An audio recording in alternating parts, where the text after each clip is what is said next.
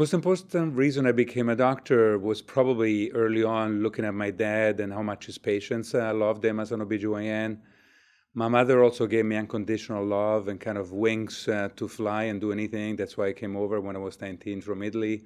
And eventually, really, the biggest thing was I just love the science. I'm a learner. I love to study. I love to improve care for women and children.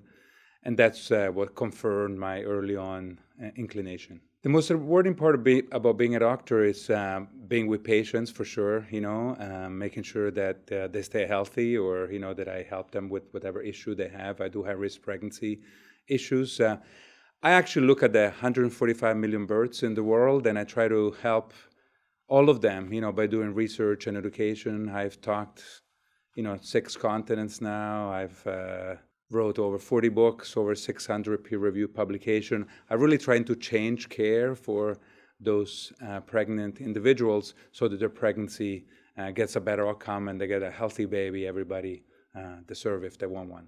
The question I wish my patients would ask me more often, it's probably what's the basis for what I'm talking about. If I give a recommendation, let's say for a procedure or for a diagnostic test, for an ultrasound, I think it's good that they understand it's not just my opinion, but that's based on a lot of studies by others and also us in the field, so that they know I'm actually talking about facts, about science.